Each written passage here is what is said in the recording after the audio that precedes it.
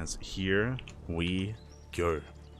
Spawning in the bottom right-hand corner of Babylon, we have the South Korean Zerg player. We just casted and we just saw him struggle a little bit against Creator in that previous qualifying match, but he is here to redeem himself, representing Mystery Gaming. It is RagnaroK. And spawning in the top left-hand corner, we have his opponent. We have the Taiwanese Protoss player representing Starlight Twinkle. It is Nice.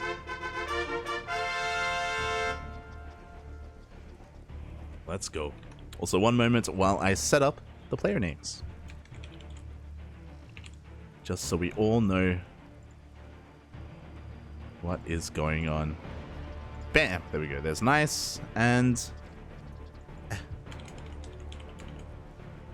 Oh, as this was actually a 15 hatch over. Let's go, Poppy. Let's go. Sorry, hold on. Just setting up RagnaroK's name as we speak, and bam, there we go. Beautiful, beautiful. So RagnaroK does go for a 15-15 opener, I believe. It could have been a 14-15, but regardless, he does go for that early hatchery that we were talking about earlier. I think it was in game 1 against Creator. It is something that has been making the rounds, so Zerg players now have the opportunity to actually expand on location and not be pylon blocked and not be forced to take an unnatural natural, as has been the case for quite a long time. So RagnaroK's able to have a much more comfortable early game here. With this natural base being taken, it's going to be easier to defend against Twilight Council openers, specifically Glaive Adepts. It's also going to be easier to keep up with Oracles as well, with their queen positioning, with their creeps fed. So overall, good thing here for RagnaroK, as Nice is going for a relatively standard opener. Setting up for his gate expand. And we're going to be keeping our eyes on the initial tech here of Nice. Nice, he's been a really interesting player to follow when it comes to his career. For a long time, he was the second best player in Taiwan. He was second to Haas, and he was kind of the yin to the yang of Haas, where Haas was like a hyper crazy aggressive Protoss player, and Nice was like the more standard, mellowed out, you know, sane player, if you will. But over the years, Nice did supersede Haas, and Nice did kind of cement himself as the best player in Taiwan, especially as Haas has stepped away from the game a little bit. He still competes every now and then, but Nice is a much more active player, and that definitely does show in the results, especially in the regionals. But as that happened, Nice, it feels like he absorbed some of the energy of Haas in the process, and he has been a lot more of an aggressive player recently. He mixes it up, which has been really cool to see. He has a much more wider range of play. No longer is he the stock standard, always macro player. And we can see that here. It's a Twilight Council opener into that Robo. Gases haven't been pulled out. This is almost looking like a Dark Shrine opener. There it is. Should it be throwing down that Dark Shrine? And at the same time, once again, that's a 3-minute lair. Oh, God. Chaos all over the place. So Nice is going for a DT opener. This can do a lot of damage if there's no detection, and typically there wouldn't be, but RagnaroK, he's going crazy, and he's once again going for a fast lair. He's throwing down 2 gases. This is looking like 2-base Hydra, the same thing that he tried to do against Creator in game 1. Oh, never mind. 3 gases would be 2-base Hydra, but he's taking his 4th gas as well. Is this for mutas? We'll see what tech is thrown down here for RagnaroK. Regardless, because of the fast lair, we're going to have detection. We're going to have Overseers, or access to Overseers at least. Oh boy. And here we go. The gases are being saturated immediately. Staying on 2-base. I'm feeling the Spire, but we'll see what RagnaroK has in store for us. There we go. It is going to be the Hydrogen once again. This feels a little more committed. If you remember, when he did this against Creator, it was only 3 gases, and he was at least droning up a little bit more. This feels like we're going to have a lot of Hydras to work with, and Nice has no idea what's going on. He has absolutely no clue. Because it wasn't a Stargate opener, there's no Oracle to scout, there's no nothing. The Prism is moving out. As the Prism moves out, we have Lings and Queens to defend. We have an Overseer on the way. Speaking of, because of the fast lair, RagnaroK actually went for an Overseer scout, so we saw everything. He knows. He knows exactly what Nice is doing.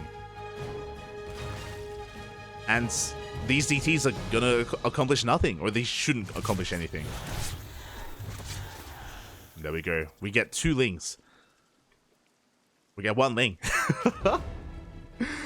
One Ling goes down, and that is it. This is not an ideal start for Nice, but he's transitioning into a 2-base all-in. He throws down 2 more gates, and he starts up charge. So it's going to be Chargelot Archon versus Ling Hydra. Who hits first? That's going to be the real question. Who does hit first? There we go. More gates are thrown down. Just, yeah, solidifying the all-in, basically. We have 4 gates on the way in addition to the in addition to the 4 that we already have. So it's going to be an 8-gate Chargelot Archon all-in. Of course, the DTs can be morphed into those Archons. This is going to hit like a truck. Meanwhile, RagnaroK just building up that Roach army, working towards his own push, working towards his own timing. Let's go. Hydra speed did just kick in. There we go, Hydra range on the way, and I'm sure we want to wait to hit with both upgrades once we do move out. Third base is being taken, but alas, I feel like this third is just for show. As the Archons are trying to chase down whatever they can, keeping RagnaroK in the dark.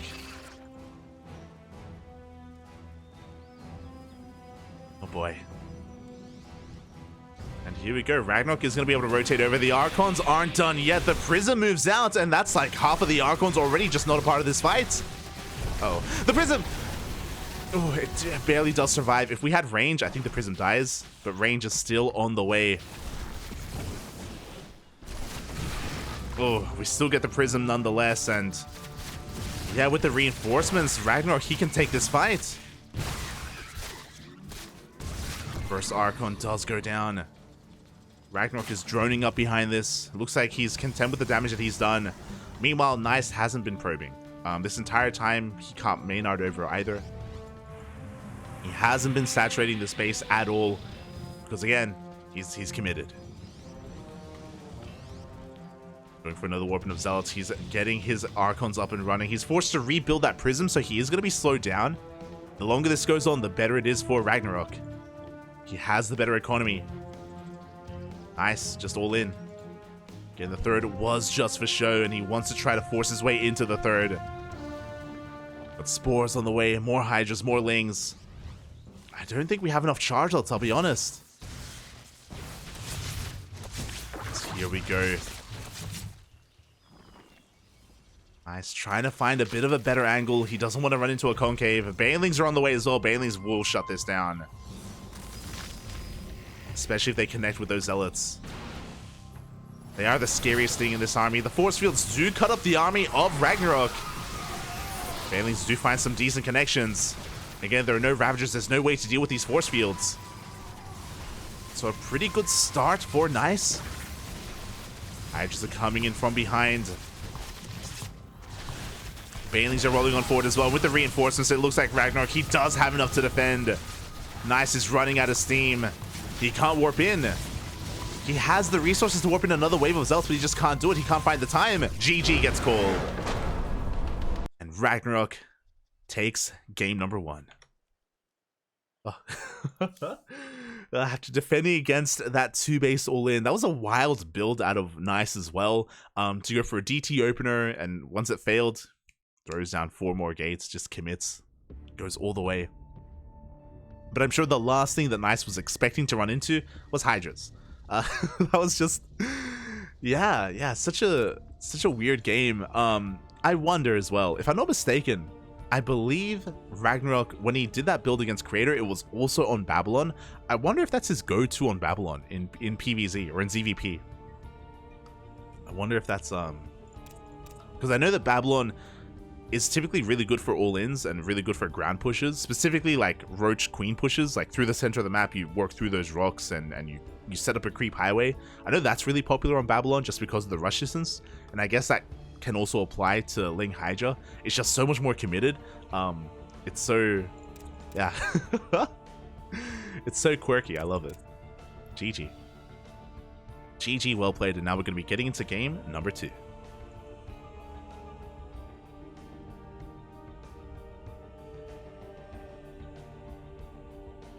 Vámonos, papi, vámonos. did I miss? Why is it 0-0? Because it's a fresh best of 3. That was game 1. And now we're getting into game number 2.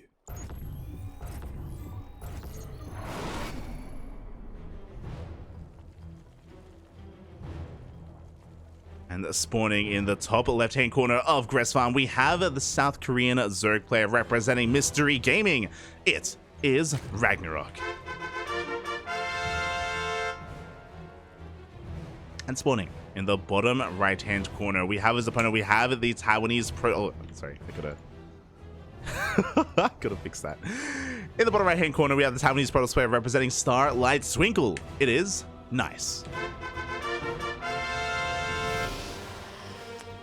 I have to set them up again. I have to change the names over. God damn it.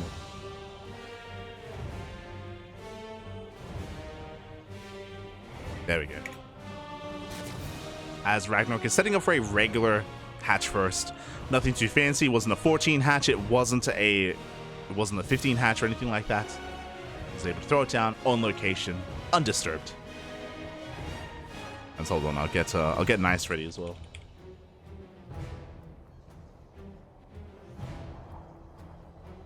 Oh, there we go. Beautiful. Beautiful. As we're going for a bit of a later probe scout here, we're going for a gate expand into that probe scout, so Nice isn't looking to delay the natural base of RagnaroK at all. Not this game. As he moves out across the map to scout. And we see nothing too crazy. Hatch gas pool from RagnaroK as well. As insane as game 1 was, things are going to be settling down a little bit, at least in the beginning of game 2.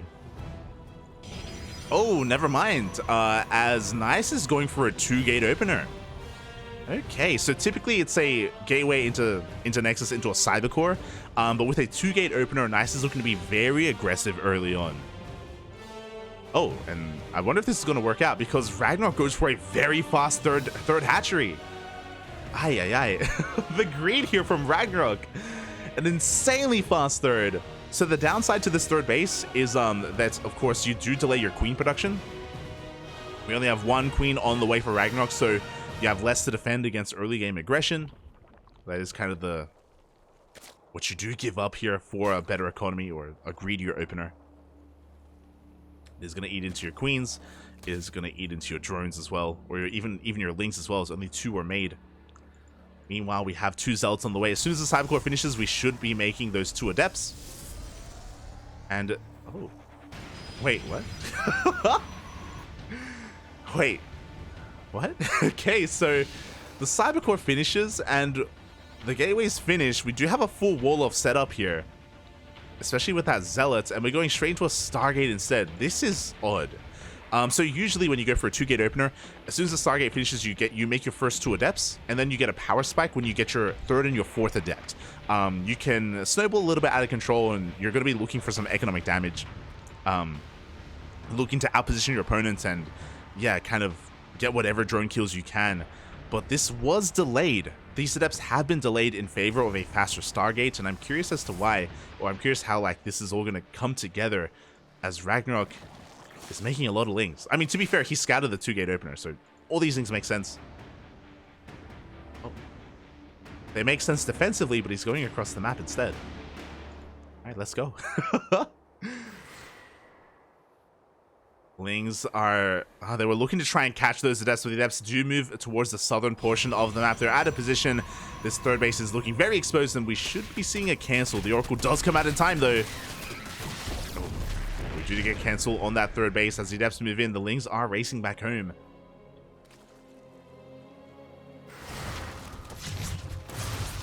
And we're going to get a decent amount of workers here. Again, without those Lings, 4 drones, 5 drones go down, 6 even, as we come back a little bit too soon. And this is well worth it, especially because the adepts, they shade into the main as well. At the same time, the Lings are trying to harass across the map, but no, the adepts have gotten out of control. 9 drone kills for 2 adepts. Very nicely done here by Nice. So the power of the 2-gate opener. It's crazy. Behind this, we're getting into a 2nd and even a 3rd Oracle as well. Just looking to get our 3rd base up and running. Ling's going to try and get whatever they can. It looks like the Oracles are going to run out of energy. Ling's, they're going to take down the shield battery. They can take down the pylon, but the 3rd Oracle shows up just in time.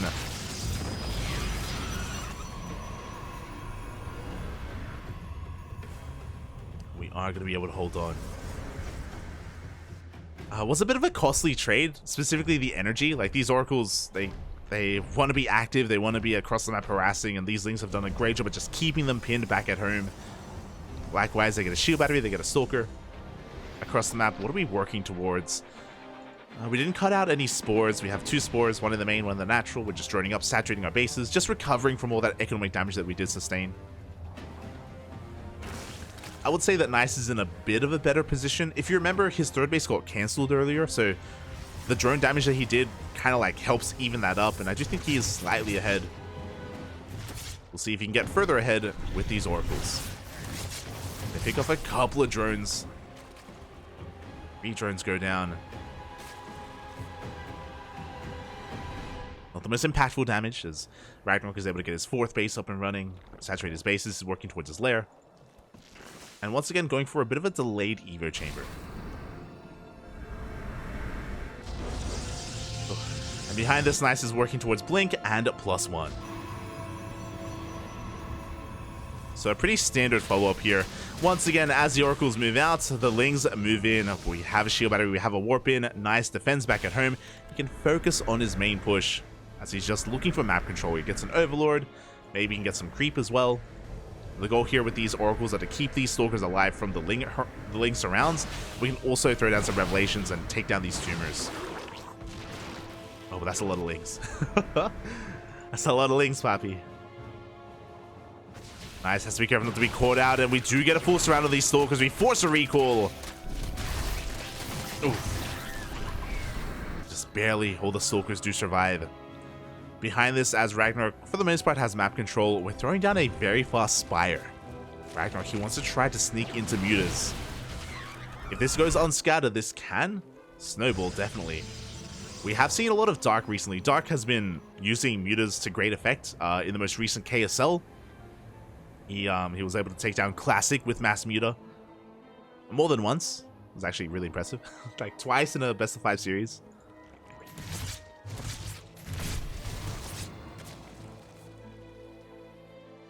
And despite the fact that we have 3 oracles on the map, Nice, he hasn't been able to get into the natural base. He hasn't scouted that Spire. He doesn't know.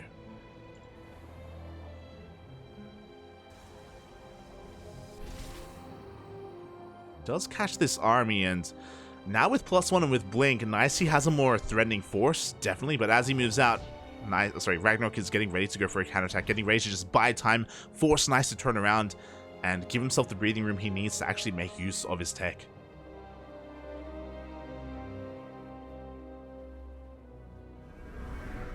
As there we go, 7 mutas are on the way. Nice, he's working towards double Colossus production with that second Robo. Extended Thermal is on the way as well. Again, this is all very standard stuff. And Blink Stalkers, they can be an answer to these mutas, but ideally the mutas, they don't fight these Stalkers. They avoid them. They go for the mineral lines instead. As the Stalkers push into the middle of the map, we have a Link counterattack towards the 3rd and towards that 4th. 3rd base is defended. The 4th, I can't say the same for that, as we do force a cancel.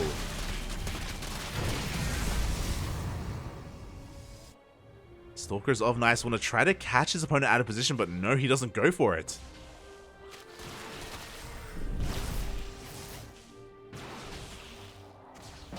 As RagnaroK is able to just get a full scout off, confirm the Colossi. He's everything his opponent has.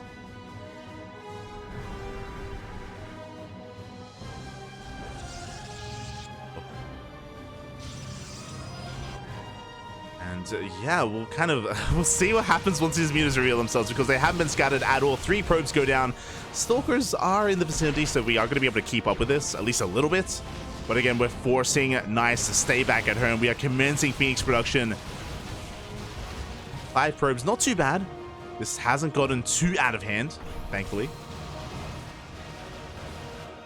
But as the mutas distract the army, we have the ground forces of RagnaroK once again denying the 4th base, and we're just kind of starving Nice out. He's just been stuck on 3 bases for far too long. Desperately, he's been trying to take a 4th base time and time again, and he just can't get it up. Cannot get it up and running.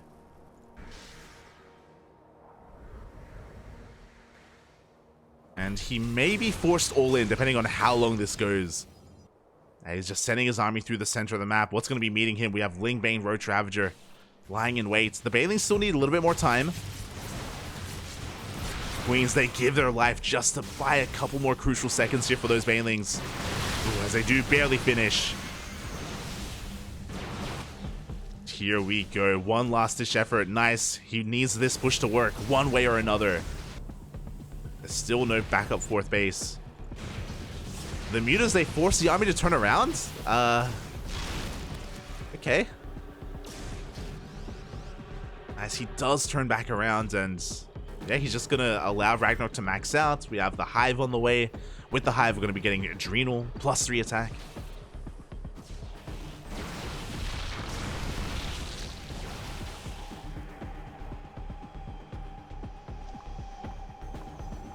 And you could argue that, I guess Nice's army is also, he's close to maxed out at this point. So we can still take a fight, but as it happens, the Mutas, they dive in, they get even more proc damage. And at this point, we want to get rid of these Mutas. We want to throw them away. And they're being replaced by Vipers. Here we go, looking at the units tab here. We have 54 Stalkers, basically mass Stalker at this point. You have 2 Colossi and a Disruptor, but it's all about the Stalkers as he's trying to force his way up this ramp. I feel like a head-on engagement wouldn't work too well here for RagnaroK. He's just buying some time. Vipers are on the way. Once they gather that energy, we can shut down those high-tech units. And Nice is trading pretty damn well. Shaving off whatever Link Bane he can. Dancing with this army.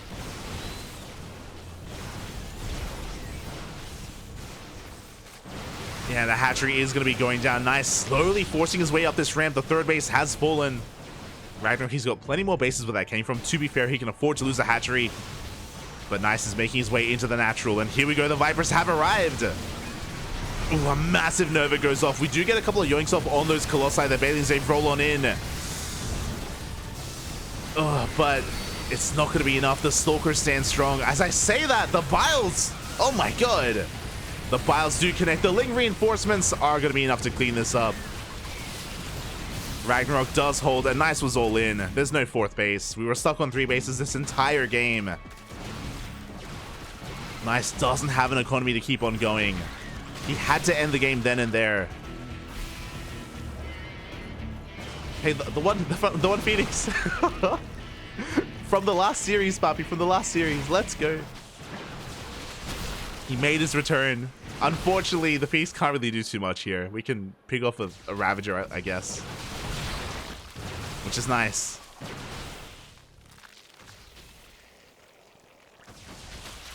But alas, now it's just pure Stalkers at this point. He's got 2 more Disruptors on the way. By the time they get across the map, is there going to be anything left? I don't know, Papi. I don't know.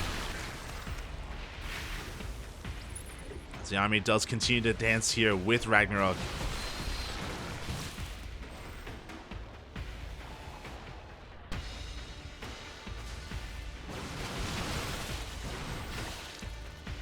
But as this happens, as time goes on, the Vipers have been rebuilt. They're regathering that energy, and RagnaroK, he can, as soon as the Disruptors show up, he can just yoink them. Like, I don't know.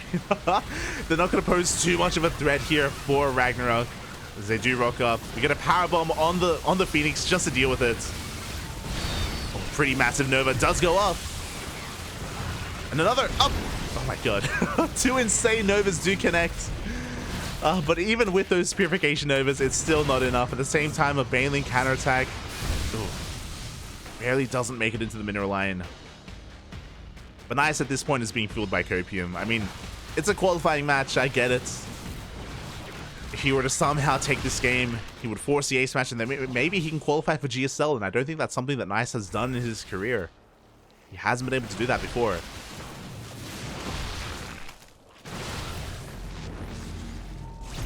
But this is all he does have left. He's microing his heart out. GG, though, gets called, and RagnaroK does it. He takes down Nice 2-0 and qualifies for GSL. GG. GG, well played.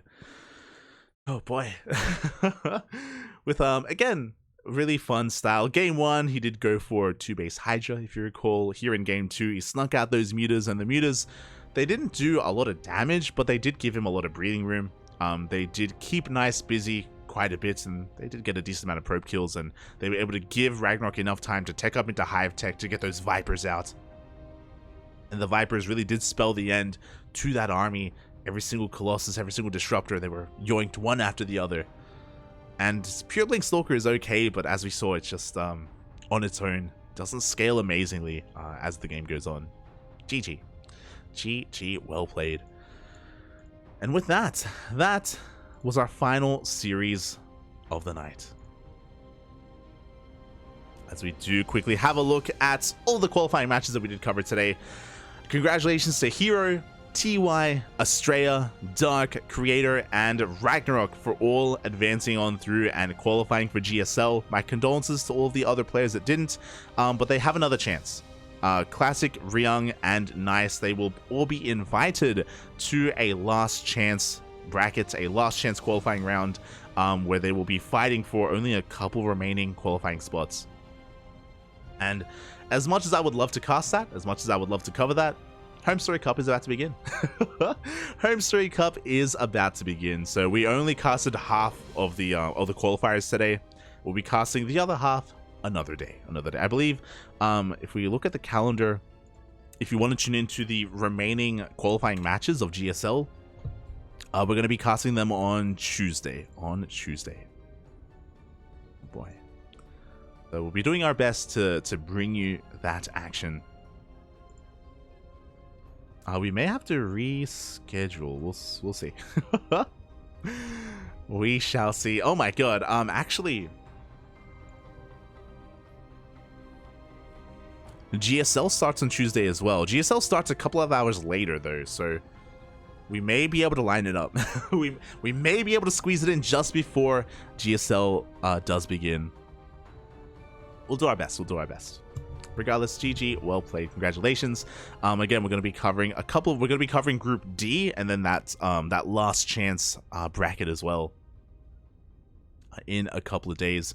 Meanwhile, stick around, as we are going to give another StarCraft streamer a bit of a raid. I believe Take TV, are they live yet? Is Home Story Cup live? They're starting in 9 minutes. 9 minutes. It's right around the corner. Today is the most important day as well. Over the past couple of days, Friday, Saturday, and today Sunday, Home Story Cup has been running, and the group stage is now over. Today is the final day of Home Story Cup. It's the playoff brackets. We have Skilless versus Showtime, Cyril versus Raynor, Clem versus Solar, and Lambo versus a Laser. So be sure to check it out. Be sure to support Take TV and the lovely, just everyone that's over there. You know, the players, the casters, the community members. Take TV, they're not live yet. God damn it. Oh, are they? No, they're not. God, they're not live yet. So we may just fill time for 10 minutes until the channel goes live. Only one turn in the playoffs. True. Feels bad, man. Feels bad. Lambo was on fire. He beat Raynor. Yeah, I saw. That was really cool. It was really sick. Home Story Cup is not live yet. Can we still cast a short series? I don't think we have a 10-minute series, Bobby. I don't think we have that. Aye. Not like this.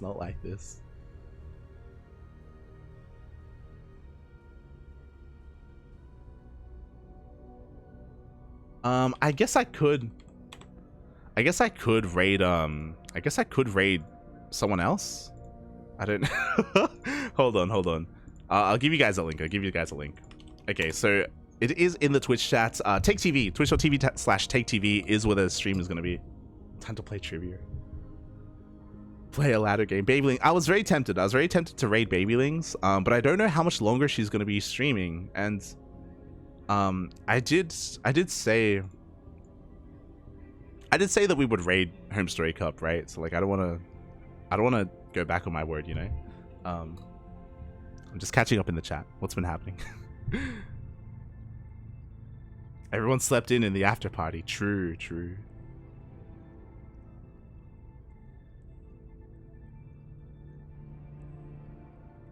Can you play some co-op? Kappa.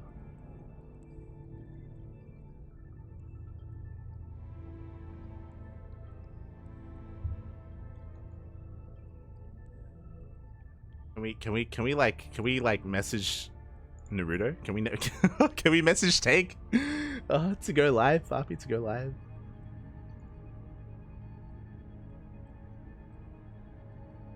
She can raid Take TV. True. Alright. Alright, well with that, thanks so much for watching, thanks so much for your support. Our next broadcast, I did say that in 2 days we're going to be casting the rest of the GSL qualifiers, but shortly after that, or sorry, before that, we have some other broadcasts ahead of us as well. Tomorrow is ESL Open Cup Asia, so if you aren't satiated, if you want some more Korean StarCraft, then we got you covered tomorrow with ESL Open Cup Asia at 6 p.m. KST. So if you're interested in essentially 24 hours, just under 24 hours from now, we're going to be live with ESL Open Cup Asia. So consider following the channel. Consider following us here on the CranKy Ducklings, as we are live every single day, sometimes multiple times a day. If you're interested in myself, I do stream throughout the week. I'm light_VIP on Twitch and Twitter. Hold on. All the links. I stream throughout the week. I'm a Zerg player, and I stream Masters Zerg gameplay. I'm trying to work towards Masters 2, but the biggest problem that I found is that we cast so often that I don't have the time to ladder consistently. So it's a bit of a shame, but whenever I can, I try to squeeze in a ladder session. So if you're interested, you can follow me there. Otherwise, follow the Ducklings. The Ducklings all over the place. We have a YouTube channel. We have a Patreon as well. You can see it just under RagnaroK. You can see it just under the groups. But we do have a Patreon, and that money goes towards our tournaments. So we do host events as often as we can on a bi-weekly basis. Every 2 weeks, we host Sparkling Tuna Cup. We host Grand Platypus Open. We host the Tenacious Turtle Tussle. Basically, these regional events, these regional weekly events, are held here on the CranKy Ducklings, and we're trying to support some of these smaller regions, and we do spend 300, that's how much we spend a month, and we're trying to make it all community funded and hopefully grow our events to support those regions even more. So if you're interested, we have a Patreon. We do provide replay packs if you're interested in that sort of thing, so consider supporting us if you enjoy the content, if you do enjoy the content. Otherwise, thank you so much for watching, thank you so much for your support. And with that, we're going to be heading off for the night. Check out Home Story Cup. The link, once again, is in the chat. They're not live yet. For Nada Home Story Cup, they're still not live, so we may raid another streamer. But check them out. Definitely check them out, as Home Story Cup is going to be upon us soon TM, as soon as they wake up. And hopefully they're not too hungover. Until then, thanks for watching, everyone. We'll see you guys next time. Bye. Bye.